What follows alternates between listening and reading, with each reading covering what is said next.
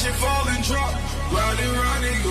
Hello, and welcome to episode 19 of Mo Money, the investing show for millennials by a millennial, where our goal is to educate, entertain, and empower a new generation of investors. I am the future recipient of 25 Emmy Awards for Best Financially Based TV Show for Millennials, once they create that category, better known as MC Mo. Let's get this show on the road with the Mo Money Market Update. It was a shortened week for the market this week because of Memorial Day, and it did not move much. Unlike the past few weeks of large ups and large downs throughout the week, I'm talking 0.4, 0.5, 0.2% move. But a lot of technical factors indicate that the market may be moving higher after closing higher than the April 20th high. But of course, those sentiments are countered by other experts who say that the market could be heading for a big downturn. Oil, as usual, was heavily watched this week as OPEC leaders met in Vienna to discuss production. The meeting resulted in an announcement that anyone who's been following OPEC for the past 10, 20 years would have expected. No agreement whatsoever, which means that these countries can continue to produce as much oil as they want. But even with that news, oil was able to trade higher today, settling at 0.14% higher. The market still remains on its heels this month by the Fed. Pending their meeting this month, the market is still unsure whether they will raise rates or not. With a rise in the market in the past week or so, it seems that they remain doubtful of a rate hike in the coming month, even with the good economic data. This week, we are going to discuss a topic that has been discussed a lot recently in the mainstream media. I'm not talking about Mexicans and immigration, I'm not talking about Donald Trump and is he a psychopath, and I'm not even talking about the Kardashians. I'm talking about minimum wage, which is this week's topic. In this week's episode, we are going to discuss whether a higher minimum wage is good or bad. Is it the cure or is it the virus? Will it raise people out of poverty or will it put more people there? Let us first start with the history of minimum wage. The late 19th and early 20th century was a period of one of the greatest expansions of the economy for the United States of America, as factories and various industries started booming in major cities across the nation. Fun-packed jobs full of long hours, dangerous working conditions, and even child labor. Woohoo! That all came to a halt in 1929 when the stock market crashed, millions of jobs were lost, and the economy spiraled downward into a depression. Out of that depression came the White Knight, Franklin Delano Roosevelt, the man with a vision to pull the country out of the depression back towards prosperity. Now, the minimum wage idea was not a creation of the brilliant mind of FDR. It was a movement that had been on the rise decades before implementation. It started in 1912 in Massachusetts, and within 8 years it was implemented by 13 states before being ruled unconstitutional. It was implemented again in 1933 under the National Recovery Act, but again declared unconstitutional in the Supreme Court case Schechter Poultry Corp versus United States. It was the signing of FDR's Fair Labor Standards Act of 1938 that implemented the minimum wage that we know now today permanently. It was challenged in the Supreme Court case United States versus Darby Lumber Co. in 1940, which challenged the law but approved it under Article 1, Section 8, Clause 3, the Commerce Clause. This clause gives the United States government the ability to regulate commerce with foreign nations and among the several states and with the Indian tribes. Basically, it says the United States government has the ability to regulate businesses, aka minimum wage is lawful. As you can see, the minimum wage is nothing new. It has been a hot button topic for almost a century now. So let's take a look at both sides of the issue to see what's really at stake here. First side of this conversation are the pros, the positives of minimum wage. The positives at first thought are obvious. People who are making minimum wage are unable to have their basic needs met. Food, housing, clothes, and health. How do we ensure that these people have their basic needs met? Well, the obvious answer is to raise their wages and pull them out of poverty. And that is what people are seeking to do. Bernie Sanders and the Fight for 15 are the major forces behind the rise in minimum wage. Now, the federal minimum wage is $7.25 and $9.60 in Vermont, the home state of Bernie Sanders. Now, at the federal level, a minimum wage worker is earning around $15,000 before taxes and around $13,000 after. Not surprisingly, that is not a very livable wage, especially once you factor in the cost of living, food, transportation, and paying off debt for the credit card and the student loan payments. Now, we could talk about this wouldn't be an issue for some if there wasn't such a large student debt problem. That is a problem for another day. Now, the Fight for 15 movement is fighting for a federally mandated $15 minimum wage. This would increase wages to roughly $31,000 a year for those working 40-hour weeks before taxes and roughly $26,520 after. Now, this would be substantially below the average household income of $53,000, but still substantially above the poverty line for single people, which is around $12,000, and slightly above the poverty line for a 4-person household of $24,000. The argument is that with the rise of minimum wage, salaries for minimum wage workers will increase, therefore providing them with the ability to spend more money, thus stimulating the economy with the revenue and getting them off government government assistance programs like food stamps that would relieve tax burdens for the majority of Americans. Also, a rise in pay does good things for a business. It can lead to decreased stress, increased productivity, and lower turnover rates, which cost businesses a lot of money, having to find and train new people. Nobody who works 40 hours a week should be living in poverty. That's almost a sort of rallying call by Bernie Sanders in support of the movement. And it all sounds great. It's hard for me to stand here and disagree with that message. Morally, I would feel like an awful person saying so. There is another side to this issue, the one that makes you look like a soulless, awful human being. Just pay your workers more. That seems like an easy argument, but is much more complex than that. One of the arguments against raising the minimum wage is that you don't simply raise wages with money that appears out of thin air. The rise of minimum wage directly equals a rise in costs for businesses that must be accounted for. So when you raise labor costs, everything in the market is going to rise in response. Now, when you see the fight for 15, they're usually berating large corporations like Walmart and McDonald's, all who have huge profits, and CEOs and executives with excessively high salaries. But you have to remember, large corporate CEOs are not the only ones who are affected. The owners of small businesses are the ones who are affected most by a rise in minimum wage, most of which who have a 5% margin, juxtaposed by those of large corporations which have anywhere from 20 to 40%. Some of these businesses do not have the capacity to withstand such a large increase in the cost of labor. In my recently written article for Power Circle, I discuss a hypothetical family called the Athens who owns a diner. I discuss hypothetically that the increase in minimum wage causes the family to cut workers. They eventually go out of business after they're forced to rise prices and remain understaffed. Now, that may seem like an extreme situation, a scare tactic, but it is not an impossibility. Some corporations have even started lobbying for minimum wage increases, knowing that they can absorb the cost and basically use the government to crush the smaller competitors. So before you hail CEOs like those of Costco and Walmart for raising the minimum wage for their workers, take a second and think about what their real intentions are. McDonald's has the profits to increase their wages, but does your local burger place have the same ability? Mom and pop, potentially your parents could get hurt the most. Minimum wage decreases the profits of all companies, therefore crushing not only profits, but the growth ability of not only small businesses, but also the expansion of large corporations. Now, that's just the business side of the minimum wage debate. There's also a negative effect on workers. An increase in the minimum wage could cause more unemployment, as hiring more workers for higher wages could cause businesses to decrease their hiring and or stop hiring people altogether. Not only may they stop hiring, they may start firing as well. Now, years worth of data has shown a rise in minimum wage does not equal drastically higher unemployment,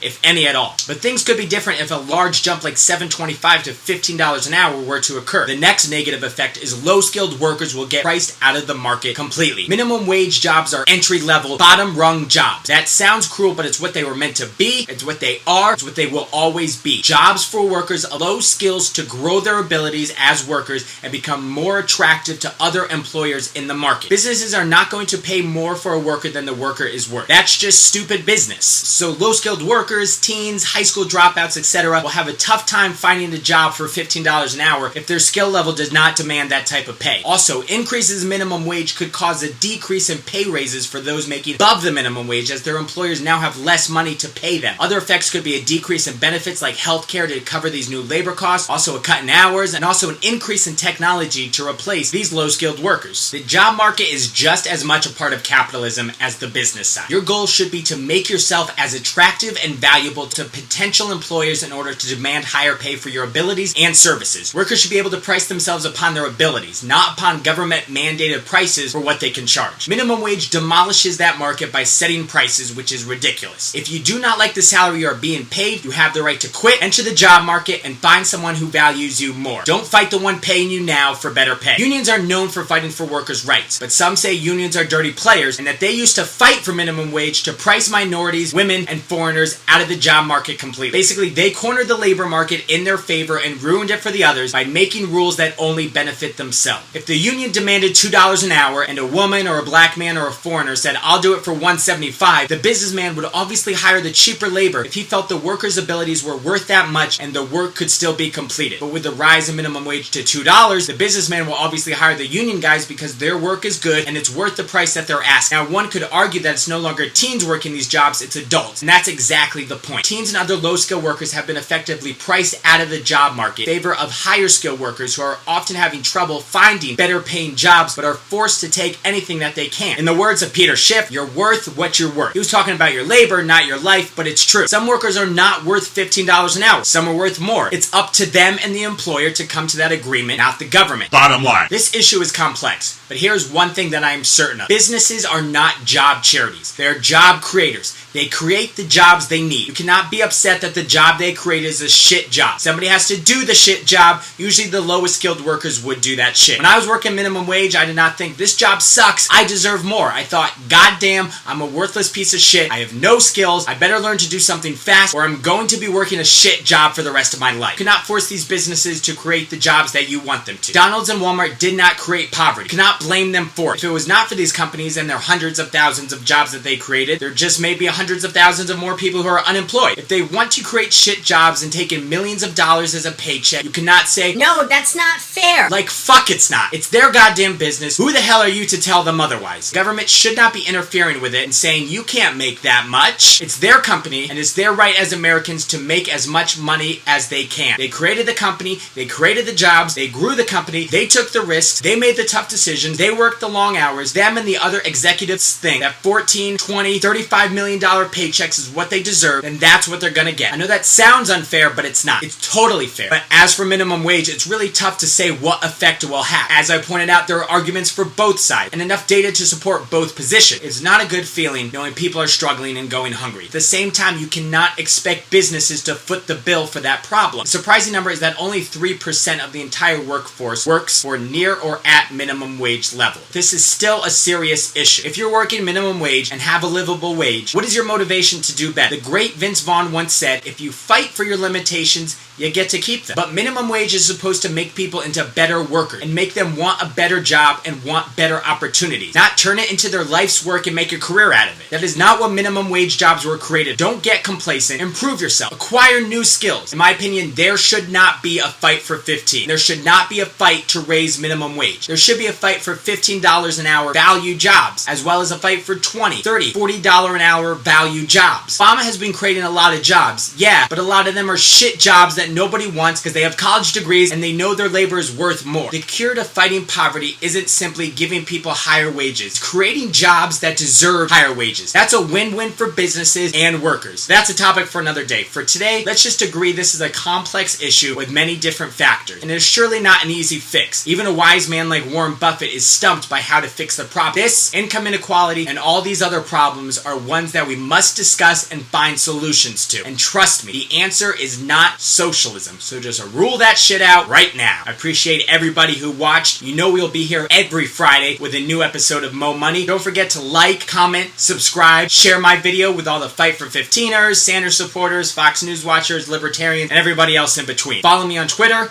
like me on Facebook. Mo Money, signing now. Just to get that moolah and stack my change, I think gon' see that jeweler. Stayed in the kitchen to whip out that work. I whip out that work. Stayed in the kitchen to whip out that work. I whip out that work. I whip out that work. Got the